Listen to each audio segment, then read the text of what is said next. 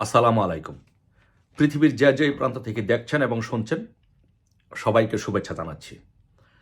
আসুন আজকে আমরা একটি বিষয় দেখি যে আমাদের এই সুদখোর মহাজন কিভাবে মেটিকুলাস ডিজাইন করে কিভাবে আমাদের বাংলাদেশকে এবং বাংলাদেশের জনগণকে আজকে বিপদের মধ্যে ফেলেছে এবং কিভাবে আমাদের একটা তরুণ প্রজন্মকে পুরো একটা প্রজন্মকে কিভাবে ধ্বংস করে দিয়েছে। আসুন দেখি বাংলাদেশ নিয়ে ইউনূসের ষড়যন্ত্রের অংশ। এবং এটি আমার বিশ্লেষণ করতে আরও ৩-৪ দিন লাগবে, ৩-৪টা ভিডিও করতে হবে, বাট একটু একটু করে আমি করছি। আজকে যেহেতু ঢাকা কলেজ এবং সিটি কলেজে একটি মারামারি হয়েছে, সো এই বিষয়টাকে লিঙ্ক করে আজকে কথা বলছি। সো দেখেন যে ইউনূস কিভাবে আমাদের এই বাংলাদেশটাকে নিয়ে ষড়যন্ত্র করছে, বাংলাদেশটাকে নিয়ে খেলছে, বাংলাদেশের জনগণকে নিয়ে খেলছে, জনগণের ভাগ্য নিয়ে খেলছে এবং বাংলাদেশ আর্মিকেও সে কীভাবে বিপদের মধ্যে ফেলে দিচ্ছে তার ব্যক্তি স্বার্থের জন্য, তার ক্ষমতার লোভের জন্য, তার ক্ষমতার জন্য সে পুরো দেশটাকে বিপন্ন করে দিচ্ছে, বাংলাদেশের আর্মিকে বিপন্ন করে দিচ্ছে। দেখেন প্রথমত আজকে দেখেন যে ঢাকা কলেজ আর সিটি কলেজে যে মারামারি হচ্ছে, শুধু ঢাকা কলেজ সিটি কলেজে কিন্তু মারামারি হচ্ছে না, এই কয়দিন পর পরই এই কলেজ সেই কলেজ, এই গ্রুপ সেই গ্রুপ, এইভাবে কিন্তু তরুণদের মধ্যে একটা মারামারি হচ্ছে। বাংলাদেশে একটা অস্থির পরিস্থিতি বিরাজ করছে, ছিনতাই হচ্ছে, চুরি হচ্ছে, ডাকাতি হচ্ছে, গ্যাংস্টার তৈরি হচ্ছে, কিশোর গ্যাং তৈরি হচ্ছে। এগুলো কেন হচ্ছে জানেন? যে আমি কিন্তু আগেও বলেছি এই কথাটি। দেখেন যে 5ই আগস্টে পূর্বে যে মুগ্ধ নামে যে ছেলেটি পানি যে বিতরণ করেছিল, সেই পানিটি এসেছিল ইসরায়েল থেকে। এবং ইসরায়েল থেকে যে পানিটি এই ইউনূস এনেছে, ইসরায়েলের সাথে কিন্তু ইউনূসের চমৎকার সম্পর্ক। সে 200 কোটি টাকা 200 কোটি টাকা সে দিয়েছে ইসরায়েলকে। তাই ইসরায়েলের সাথে সে হচ্ছে ইসরায়েলের একমাত্র বাংলাদেশের প্রোডাক্ট হচ্ছে এই ইউনূস। সে ইসরায়েল থেকে যে পানিটা এনেছে, সে পানিটার মধ্যে একটা কেমিক্যাল মিশানো ছিল, যে কেমিক্যালটা মিশাইলে, যে কেমিক্যালটা খায়, যে কেমিক্যালটার যুক্ত পানিটা যদি খান তাহলে আপনি উত্তেজিত অবস্থায় থাকবেন, সবসময় উত্তেজিত অবস্থায় থাকবেন, আপনার মনের মধ্যে এরকম একটা কাজ করবে।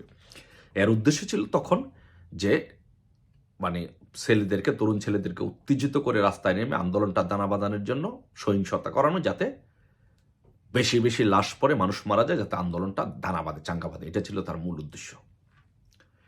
এটা করেছে। এখন এই কেমিক্যালের যে একটা পাওয়ার, যেমন মনে করেন যে আপনার কোভিড ভ্যাকসিনের যে পাওয়ার, এটা কিন্তু দীর্ঘদিন থাকে।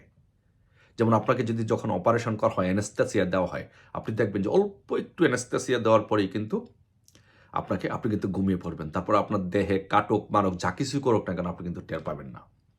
কিছু কিছু পাওয়ারফুল কেমিক্যাল বা মেডিসিন থাকে যেগুলোর ফলাফল এরকম ভয়াবহ হতে পারে। সো এই কাজটা করা হয়েছে যে মুগ্ধরা যে পানিটি বিলিয়েছে এবং যে কেমিক্যালযুক্ত পানিটি মিশানো হয়েছিল, সে পানিতে যে কেমিক্যালটা ছিল, সেই কেমিক্যালের ফলে, কেমিক্যালযুক্ত পানি খাওয়ার ফলে আজকে ছাত্রদের মনে উত্তেজিত বা সবসময় বিরাজ করে। দেখেন তারা কিন্তু পরীক্ষার হলে পরীক্ষা দিতে চায় না, মারামারি করতে চায়, কাটাকাটি করতে চায়। সিটি কলেজ, ঢাকা কলেজ এই 2 দিন পর পর মারামারি করে, এই কলেজ সেই কলেজ মারামারি করে। তার মানে কি? তাদের মনে সবসময় একটা উত্তেজিত ভাব থাকে, যে ভাবটির সৃষ্টি হয়েছে কেমিক্যাল যুক্ত পানি খাওয়ার ফলে। এটা তার মানে হচ্ছে যে শুধু এইটুকুন, এই কেমিক্যালটা আস্তে আস্তে আস্তে আস্তে এই তরুণ প্রজন্মের ব্রেনকে ড্যামেজ করে দেওয়া হবে। 5 তারিখের আগে পর্যন্ত ধারাবাহিকভাবে বিভিন্ন আন্দোলন গিয়ে যারা এই পানি পান করেছে, তাদের ব্রেনগুলো আস্তে আস্তে ড্যামেজ হয়ে যাবে এবং ডিপ্রেশন, বিশেষ করে ডিপ্রেশনে থাকবে। এটা এত পাওয়ারফুল এই কেমিক্যালযুক্ত পানিটা, এটা মানে উত্তেজিত করবে, ডিপ্রেশন বা কেউ এডিক্টেড হয়ে যাবে। সো তার মানে হচ্ছে বাংলাদেশে ইউনূস একটা বিশাল একটা তরুণ প্রজন্মকে একদম শেষ করে দিল বাংলাদেশে। তারপরে আসেন দ্বিতীয় বিষয়টা হচ্ছে যে বাংলাদেশের ভৌগোলিক অখণ্ডতা নিয়ে, স্বাধীনতার সার্বভৌমত্ব নিয়ে ইউনূস কী গেম খেলছে দেখেন। সে ইউনূস আপনারা তো বসে আছেন বাংলাদেশ নিয়ে, বাংলাদেশের ভিতরে, কিন্তু জানেন যে ইউনূস যে 5 তারিখের আগে সে কিন্তু কোথায় ছিল? ফ্রান্সে ছিল। এই ফ্রান্সের থেকে তখন সে মার্কিন যুক্তরাষ্ট্র সহ বিভিন্ন স্টেক হোল্ডার যারা আছে বাংলাদেশ নিয়ে যারা গেম খেলে, তাদের সাথে সে চুক্তি করেছে। চুক্তি করে সে বাংলাদেশে একটি খ্রিস্টান রাষ্ট্র তৈরি করতে চায়। এই যে রাখাইন আরাকান আর্মিরা যেই তাদের স্বাধীনতার জন্য যুদ্ধ করছে, রাখাইন অংশ এবং বাংলাদেশের একটা অংশ, এই অংশটুকু নিয়ে মার্কিন যুক্তরাষ্ট্র একটি খ্রিস্টান রাষ্ট্র করতে চায়। তখন শেখ হাসিনার কাছে ওই প্রস্তাব এসেছিল, শেখ হাসিনা তাতে রাজি হয়নি, আর যার জন্যই তাকে শেখ হাসিনাকে ক্ষমতায় ছাড়তে হয়েছে। কিন্তু ইউনূস সে রাজি হয়েছে এবং চুক্তি করেছে যে এখানে একটি খ্রিস্টান রাষ্ট্র করতে দিবে। এবং এখন যদি এখানে যদি একটা খ্রিস্টান রাষ্ট্র করতে দেয়, তাহলে কি হবে যে বাংলাদেশের ভৌগোলিক সীমারেখা থেকে বাংলাদেশের একটা অংশকে নিয়ে এবং রাখাইনকে নিয়ে এই খ্রিস্টান রাষ্ট্রটা করা হবে। তার মানে কি, বাংলাদেশ থেকে একটা অংশ নিয়ে নেওয়া হচ্ছে। এবং এটার রেজাল্ট কি হবে আপনারা দেখেন, যে ইসরায়েলের ইতিহাস সম্পর্কে হয়তো আপনারা অনেকে জানেন। ইসরায়েলের কিন্তু এটা নিজস্ব ভূখণ্ড ছিল না। এটা দ্বিতীয় বিশ্বযুদ্ধের পরে আস্তে আস্তে ওইখানে মানুষগুলো যখন এই ইহুদিদেরকে যখন অত্যাচার নির্যাতন শুরু হলো, তখন এরা ওইখানে গিয়ে বসতি গড়ে। ওইখানে গিয়ে বসতি গড়ার পরে আস্তে আস্তে প্যালেস্টাইনকে এরা এই দেশ থেকে বিতাড়িত করার জন্য প্ল্যান করে, প্যালেস্টাইনকে শেষ করে দিয়ে ওরা নিজেরা ওই জায়গাটাকে দখল করার জন্য তারা কিন্তু অলরেডি সেই কাজ শুরু করে দিয়েছে। দেখছেন আজকে যে এই ইসরায়েল কিভাবে এই প্যালেস্টাইনের মানুষকে কিভাবে নির্বিচারে হত্যা করছে, খুন করছে। সো একইভাবে যদি এই খ্রিস্টান রাষ্ট্র রাখাইন এবং বাংলাদেশের একটা অংশ নিয়ে যদি এই খ্রিস্টান রাষ্ট্র এখানে করতে পারে, এখন আপনি বুঝেন যে বাংলাদেশের অস্তিত্ব কোথায় যাবে। এই বাংলাদেশ থাকবে কি না থাকবে সেটা নিয়ে সন্দেহ আছে। আর এই জায়গার মধ্যে একটা বেস, যে বেসিক্যালি মার্কিন যুক্তরাষ্ট্র সহ পশ্চিমারা যেটা চাচ্ছে, যে সেটা চাচ্ছে এখানে একটা বেস, যেহেতু চায়নার সাথে তাদের দ্বন্দ্ব, এখানে একটা বেস তৈরি করতে চায়। আর সেই বেসটা তৈরি করতে চায় রাখাইন এবং বাংলাদেশের একটা অংশ নিয়ে। আর সেই কাজটার জন্য ইউনূস চুক্তিবদ্ধ হয়েছে এবং সেটা করতে দিচ্ছে। তার মানে হচ্ছে এই দেশের এই অঞ্চলের বাংলাদেশিদের এবং মুসলিমদের জীবন আগামী পৃথিবীর যতদিন থাকবে তাদের জীবন বিপন্ন হতেই থাকবে। এর মূল নায়ক হচ্ছে ইউনূস। আজকে আমার কথাটা হয়তো আপনারা কিভাবে নেবেন জানি না, আপনারা লিখে রাখেন এই অংশটুকু, আমাদের এই বক্তব্যের অংশটুকু আপনারা লিখে রাখেন। এই বাংলাদেশ থেকে মুসলিম নিধনের জন্য, মুসলিমদের উৎখাত করার জন্য, এই বাংলাদেশের ভূখণ্ড বিপন্ন হওয়ার জন্য, বাংলাদেশের স্বাধীনতা সার্বভৌমত্ব বিপন্ন হওয়ার জন্য যে কাজটি, যে মূল ভিলেনের ভূমিকা পালন করেছে, সে হচ্ছে ইউনূস।